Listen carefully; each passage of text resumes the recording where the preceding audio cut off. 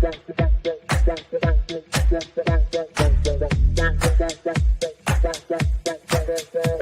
Connections Radio presents. Hello, everybody, and welcome to the Sunday Morning Chat Series with Jesse Oakley III. I am Jesse Oakley III, your host, and the purpose of the Sunday Morning Chat Series is to interview a plethora of positive people that are making a big difference in the community. They could be actors, they could be authors, they could be writers, they could be speakers, they could be business people. Anything that you name, you'll see it right here on the Sunday Morning Chat Series. And I am pleased because this is one of the main people I wanted to interview for quite a while, and I get a chance to interview this wonderful author, and he has amazing inspirations and stories that actually tell from his book just right here, which is called Split Up by the Sea. And it is a great read and it is strongly recommended, and I have the author with me. So without any further delay, please let me welcome Len Tran. Len, how's it going? Very good. Thank you very much, Jesse. Thank you for having me on your show. And I know we've been looking forward to this, and I'm just so happy that it finally happened. It finally happened, and I'm excited, and we're going to get to talk about the book and the amazing journey. And without further delay, let's chat. Okay. All right. Now, first and foremost, I see this book, which is Split Up by the Sea. Could you tell the happy people out there what this book is all about? Yeah, so it took me, I would say, almost 40 years to decide to write this book. And part of the reason was because I was asking myself, how much do I want to capture about my life? So Split Up by the Sea is a memoir. It's about people like myself who, after the Vietnam War ended in 1975, that we became the Vietnamese boat people. And I believe in the 80s, you hear a lot about the Vietnamese boat people, newspapers and stuff like that. And it's been, 40 years, you probably don't hear it as much. But until when I had that conversation with my daughter, wanting to know more about, how my dad and I were able to survive those 21 days lost at sea, being the Vietnamese boat people. That's when I decided to say, okay, you know what, it's time for me to write this memoir. And so I captured pretty much, everything. The day that I left my country, which is only my dad and I, and having to leave my mom and my siblings and my grandparents behind. And, while we were seeking for freedom, but yet when we arrived to America, it was also another, chapter in our lives that we have to endure the hardship.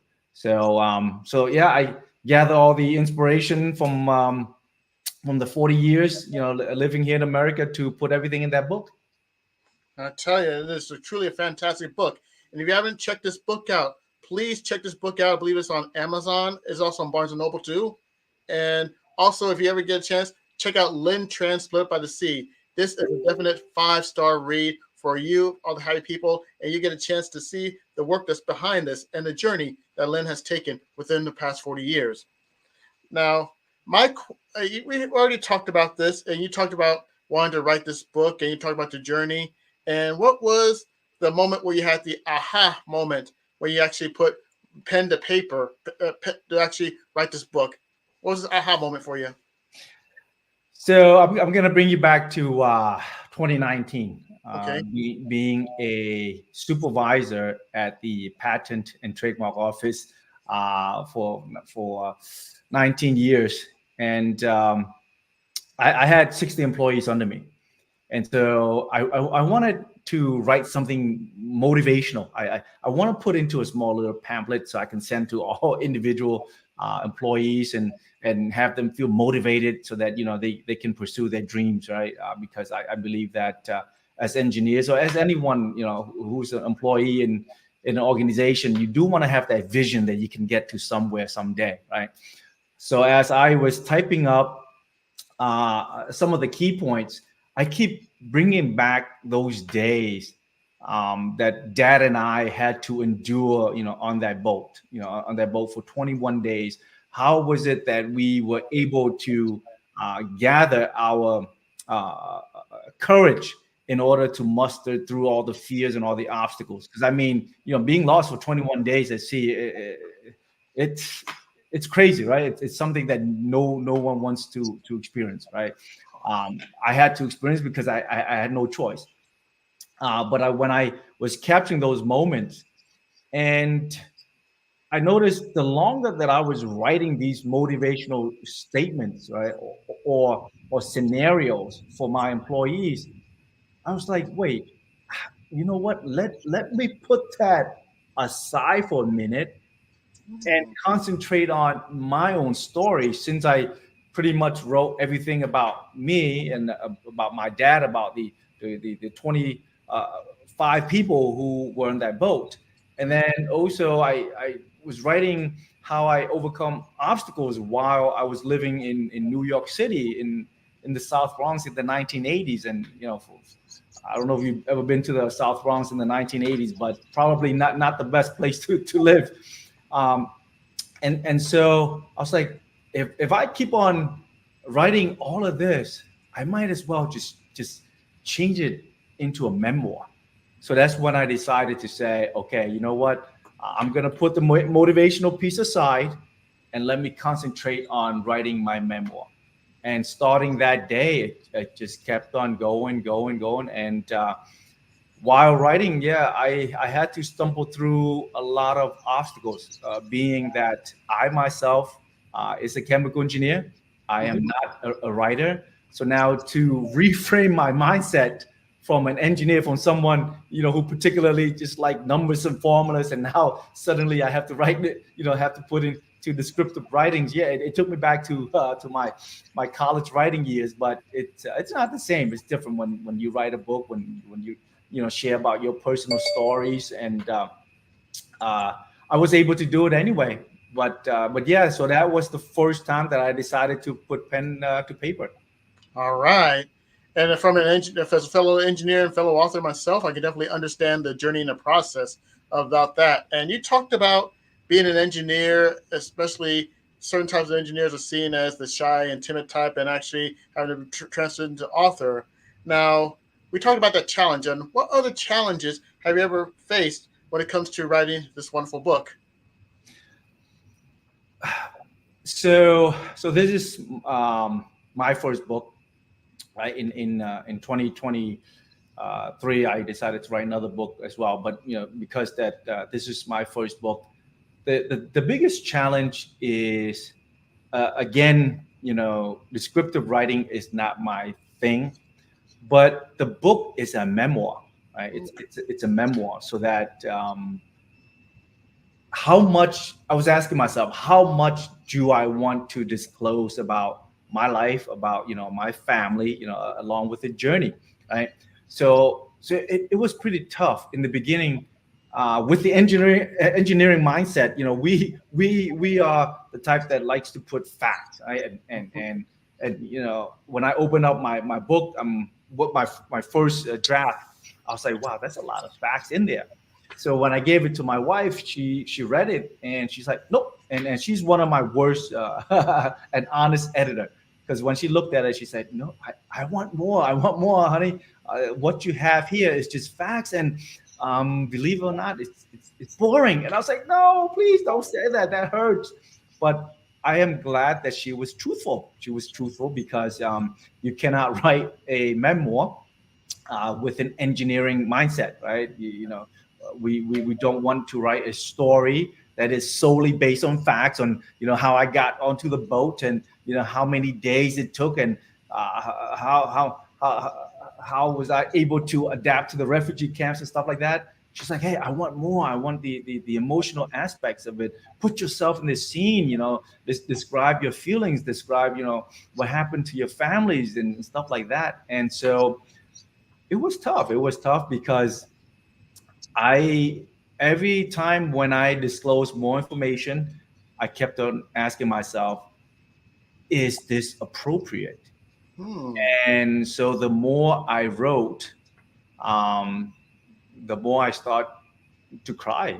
And one thing I also have learned about writing a book, whether you write a memoir or you write anything, I think crying is good, right? Because when you start feeling the tears, or even the tears dropping down to your cheek, um, you tend to to start writing those emotional aspects of it, which I think the audience really appreciate, right? Because now they can see the truth side of you.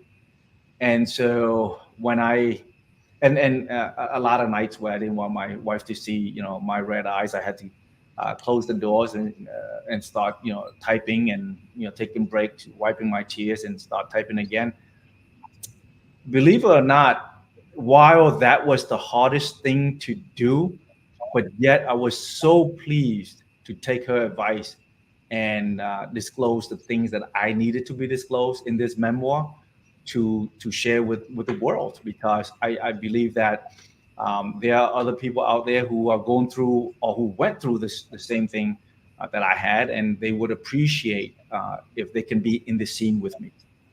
All right, fantastic. And behind every great man is a greater woman. And being a married man myself, I tell you, my wife, she is my right brain, and I definitely can relate to what you're talking about, Len.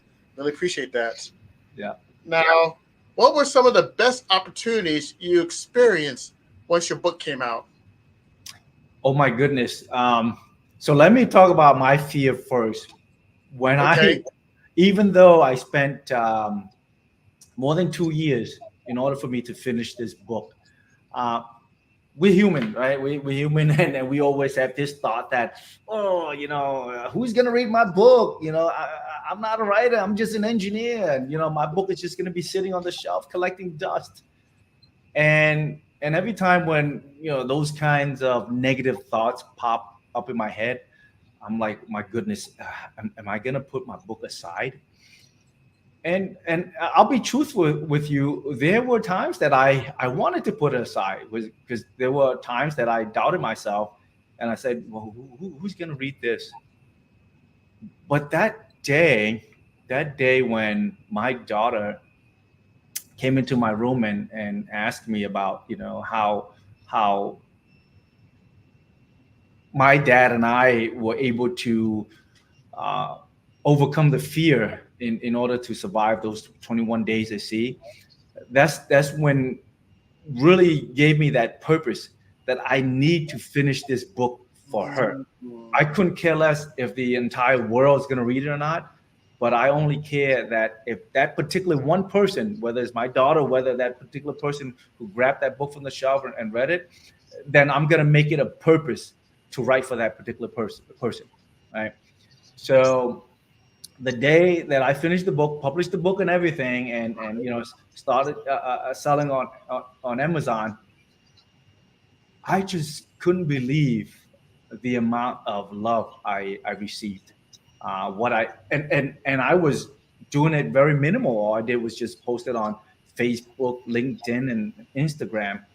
And then the next thing I knew, my publisher was helping me out also at the time, was getting to be the top three of the best sellers book the day that was debut. And here I was so afraid that no one would touch it. Yet it was the best, book that it was the day it was debut. And that's when I realized, see, you should not put any of these negative things in your head, but just only focus on the things that you should do, and that is just writing your book, right? But not just only that. I would say a few months later, when I was receiving emails from people who I don't know, people on social media, because in my book, I have my website, I also have my email address, and they would send me an email and appreciate that I wrote the book. Not just only that, they wanted to have a conversation with me. And Ooh. I was like, wow, these are people who I don't know, but yet, they want to get to know me more. And so I was excited myself, and I said, okay, I respond to the email, set up a date just like this, and we both have a Zoom conversation, and voila, the next thing you just don't know how many people that you can influence based on what you can share. And that Fan- was the best thing that ever happened to me. Wow, those amazing stories and fantastic. And it goes to show you, you got to make sure that you think positively and think the best out of different situations, no matter what ventures you go through. And you have given us a true example on how that can happen. I really appreciate that. And in addition to that, Len, if you meet someone that want to do what you're doing, want to be that book. Let's say we meet another engineer that has that book right inside of him or herself. What type of advice would you give that person who would really want to be in your shoes and be an author in that moment? This is what I'm gonna say. All of us have a story to share. Never ever say that, I don't have a story. My story is not as exciting. Look, we all have a story to share. Whether it's exciting or not, you let the reader judge. Because some readers might connect with this author versus the other author, right? So just write your story. And the other thing is, write it and don't worry about judgment, right? Because once you start worrying about judgment, you'll never get it done. So start typing away, just like back in those days when we took English 101. And what does the professor say? Just do what was it called? Free writing, right? Free writing. Yeah. So just free write, just typing it away, type. And then at the end, you take all of that and then you put it together. The beauty about writing is the process is not only by yourself, but you also have an editor. You also have someone who's gonna read, what you wrote, your manuscript, and then they are going to give you feedback. As engineer or as anyone who wants to share their stories, you got to be willing to take feedback. Right? Don't feel ashamed. Don't have too much ego or pride. Just accept the feedback, because the reason why they give you feedback is because they want to see the success in you, right? Or they want to celebrate the success with you. So just graciously accept feedback. Look, I mentioned about my wife. She's one of the worst critics, but yet she turned my book from something from nothing to something very special. So those are my tips for you if you want to start to write your book. Wow, truly fantastic. Fantastic advice for anyone that want to be an author. Next question I have for you is, speaking of authors, how can more people get access to, I already mentioned about Amazon and Barnes and Noble, but how more people, pardon me, but how can more people get access to this book here, Split by Sea? Where could they go? What information could you give them? Yeah, so right now, you go to Amazon.com, or you can just only do a Google search. If you do Split Up by the Sea, you see my book pop up, on Amazon platform, Barnes and Noble, and any other bookstore as well. Because right now the book is all over. I got books that are sold in Australia and in Canada. So whether you go directly to Amazon, that's great. Whether you go to just Google and do a search of my book, Split Up by the Sea, that's another way to get the book. Or you can go to my website, which is lenvtran.com, and I'll also have the book there as well. But ultimately, if anyone can get the book, reach out to me. I would love to, send you an autograph book, right? Reach out to me first. That'd be great too. And yeah, I mentioned before as well. I mean, even though today we are talking about Split Up by the Sea, but in 2023, I published my second book, which is Break the Bricks, which is pretty much, I mean, this one is a memoir on how I survived 21 days at sea, but this one here is particularly on how I was able to come up with an engineering method for you to discover yourself and for you to pretty much do anything that you want. Because at the end of the day, it's our mindset, it's our self-doubt that is holding us back, and this book is to show you how to break that self-doubt and to discover the real you. Whew, those are some great books, and definitely go to lenvtran.com, go to Amazon, go to Barnes and Nobles. This man has the books that are there that are worth checking out. Now, this portion of the episode is called shout outs, and it's giving you a chance to thank the people for making all this possible. If you could give a shout out to anybody or any people that you can, who would you like to give a shout out to? I would like to give a shout out to Amy Lee. She's also another Vietnamese author. She is my publisher, but once again, because this was my first book, that when I was done, I didn't know how to publish it. So lucky enough, during a Zoom call like this with someone else, she popped up, and voila, I found out that she not just only wrote her memoir, but at the same time, she's also a publisher, and she was helping me along the way. And if it wasn't for her, I don't know where this book gonna be today. So a shout out to Amy Lee. The company is Quill Hawk Publishing Company. Yeah. Okay, fantastic. Now, we had a wonderful time here at the Sunday Morning Chat Series with Jesse Oakley III. And now the only question I have for you is, if you see the people out there that are going to watch this, they're my people, they're my crowd, and they're called the happy people. And I always like to ask this final question for anybody that's on the show.